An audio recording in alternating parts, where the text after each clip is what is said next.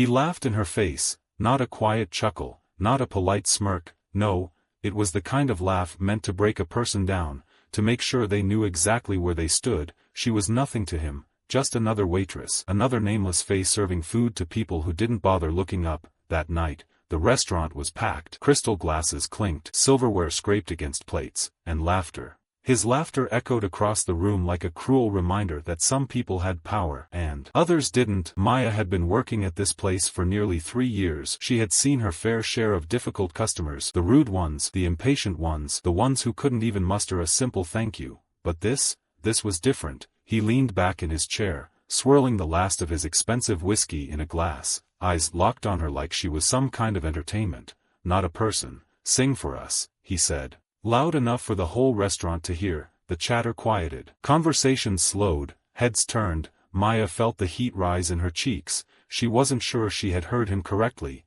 He smirked. "Come on, don't be shy, I'll even tip you." A crumpled bill landed on the table, inches from her hand, a 10, maybe a 20, it didn't matter. The way he threw it, the way he tilted his head, waiting for her to react. It wasn't a gesture of generosity, it was a game, a joke. He didn't expect her to sing, he expected her to shrink, to look down, to quietly walk away while he and his friends enjoyed the moment. But what he didn't know, what no one in that room knew, was that Maya had been singing all her life, not for money, not for attention, but because it was the one thing that had ever made her feel like she mattered, and tonight was about to change everything. Maya had been working at the Blackwood Grill for nearly 3 years. The job wasn't glamorous. It wasn't the kind of place where people asked for your name or cared if you were having a bad day. To them, she was just another uniform, another pair of hands bringing their meals, refilling their drinks, disappearing into the background. She worked double shifts, sometimes barely making it home before sunrise. Rent was due in less than a week, her mother's medical bills were piling up, and every paycheck stretched thinner than the last. Most nights, she was too exhausted to think about anything beyond making it through another shift. But in the quiet moments before the doors opened, when she wiped down tables in an empty restaurant, she let herself dream. Singing had been her first love. Long before she wore an apron, long before she learned what it meant to be invisible, she had music. Her father used to say her voice could make the rain stop, but he was gone now, and with him, so was the life where dreaming felt possible. So she hummed under her breath, sang in the stockroom when no one was around, and imagined just for a second that she was somewhere else, somewhere she mattered. But tonight, none of that mattered, because tonight, he was here, Mr. Carter. A name whispered among staff with the same tone reserved for storm warnings, wealthy, powerful, and arrogant, a man who saw the world in 2 kinds of people, those who mattered and those who served him. He had been here before, always with a different group, always loud, always making sure everyone knew exactly who he was. Staff avoided his table when they could. His presence meant snapping fingers, rude comments, and an unshakable feeling that, no matter how polite you were, it would never be enough. Maya had served him once before, she never forgot about it. She had placed a plate in front of him carefully, precise, just like she had been trained, and without looking up, without pausing his conversation, he had tossed a napkin onto the table and muttered, "Try not to get your fingerprints on the glass next time.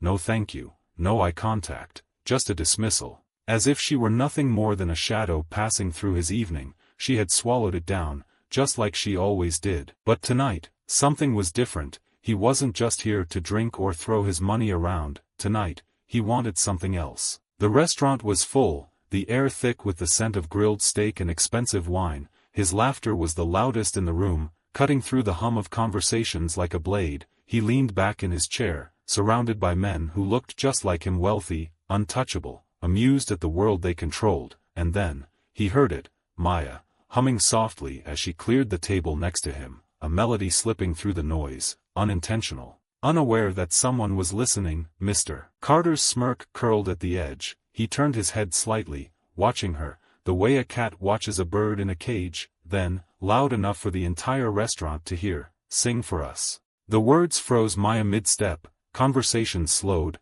forks paused mid-air, and she glanced up, eyes meeting his for the first time. His expression wasn't kind, it wasn't even curious, it was mocking. "Come on now, let's see what you've got," he said, leaning forward as if this was some grand joke he was letting her in on. A folded bill landed on the table between them. "That's a tip," sweetheart, if you can earn it. Laughter rippled across his table, and the humiliation burned beneath her skin. The restaurant was watching now, some with quiet pity, others waiting to see what she would do. She had two choices: walk away, pretend she didn't hear him, let him win, or open her mouth and change everything. And at that moment, Maya made her decision. For a moment, Maya just stood there. The restaurant's usual hum of conversation had faded, replaced by a heavy silence, the kind that made your skin prickle, the kind that told you everyone was watching. Mr. Carter smirked, his fingers drumming against the table. The crumpled $10 bill sat in front of him like an insult, like an unspoken dare.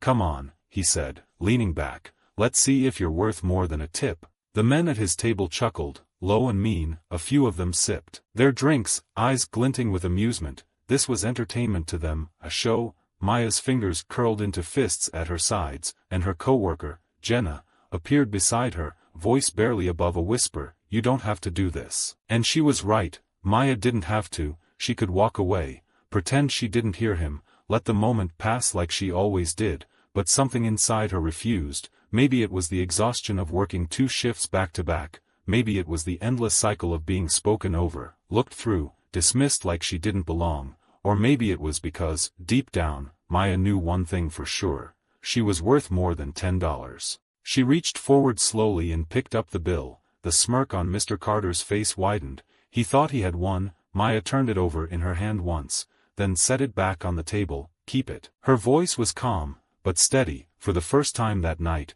his smirk faltered. A few guests in the restaurant exchanged looks. Some of the staff, who had been pretending not to listen, held their breath. Then Maya did something no one expected. She walked over to the small stage in the corner of the restaurant. It wasn't much, a space for the occasional live musician, empty tonight except for a single microphone stand. She had been in this restaurant for 3 years, cleared tables under that microphone, swept floors around it. Not once had she stood in front of it, until now. She picked up the mic, her fingers wrapping around the cool metal, and her heart pounded so hard she could feel it in her throat. Mr. Carter leaned back in his chair, arms crossed. He was waiting for her to embarrass herself, waiting for the awkward, off-key disaster that would send her running back to the kitchen. The other guests watched too, some amused, some curious, some, like Jenna, looking at her with quiet encouragement. Maya's mouth felt dry. She took a slow, deep breath. The first note that left her lips was soft, but unsteady. Someone at the back of the restaurant snickered. Mr. Carter tilted his head, already half bored. For a split second, doubt clawed at her. What if she really did sound awful? What if she proved him right? But then she closed her eyes, and she sang, not for Mr. Carter, not for the people watching, she sang for herself, and the moment she did, the entire room changed. The final note hung in the air, stretching into the silence. For a moment, no one moved, no clinking of glasses, no whispers, no laughter, just silence.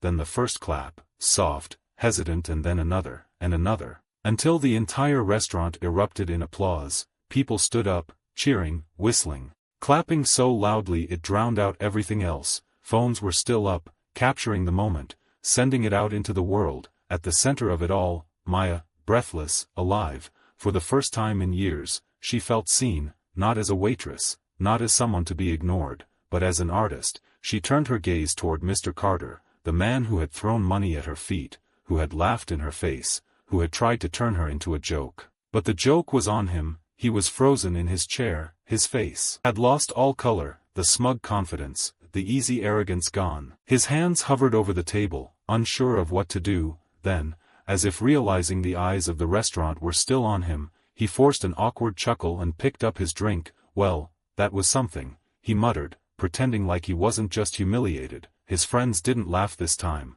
One of them stared at his phone, scrolling quickly through the comments. People had already started posting the video online. Mr. Carter's name was being tagged. The world was watching, desperate to salvage his dignity. He reached into his pocket, pulled out a wad of cash, and held it out toward Maya. "That was impressive," he said, forcing a smile. "Here, you earned it." The money sat in his outstretched hand, the same hand that had thrown $10 at her feet. Maya didn't even look at it. Instead, she met his gaze steady, unshaken. "I don't need your money," she said, her voice calm but firm. Mr. Carter blinked, caught off guard. "I needed you to listen." And with that, she turned away. The entire restaurant watched in stunned silence, but before Maya could step off the stage, a voice called out, not Mr. Carter's, but someone else's. "Wait." A man stood up from the bar, a well-dressed gentleman in his late 40s, holding his phone. "That voice," he started, eyes filled with something close to amazement. "Do you have representation?" Maya hesitated. "Representation?" He stepped forward, a knowing smile on his lips. "I own a record label, and that," he gestured toward the restaurant, toward the stunned crowd, toward the viral moment still unfolding before them, "was the best live performance I've seen in years." The restaurant gasped. Maya froze. Mr. Carter's face paled. His power, his influence, it meant nothing now. The tables had turned. And for the first time in his life, he wasn't the one making the offers, and just like that everything changed. Maya wasn't just a waitress anymore. She wasn't just another face in the crowd. She was the moment. As she stepped off the stage, the applause still thundered in her ears. The record label executive handed her a business card. "Let's talk soon." A new door had opened, one she had spent her whole life knocking on, and as she walked back toward the kitchen, she saw something she never expected. Mr. Carter, still seated, still stunned, but for the first time, he looked small, his arrogance gone, his power useless. For once in his life, he had to sit in his own silence. Maya didn't need revenge. This was enough, because tonight, she had proven something not just to him, but to the world. Worth isn't measured by wealth. Respect isn't something you buy. And no one should ever be silenced. Now, I want to hear from you. Have you ever faced discrimination? How did you overcome it? Share your story in the comments, and if you believe no one should be judged for their background, hit that like button. Let's make sure this message reaches the people who need to hear it. Next time, we uncover another shocking true story, one that will leave you speechless. Don't miss it. Subscribe and turn on notifications.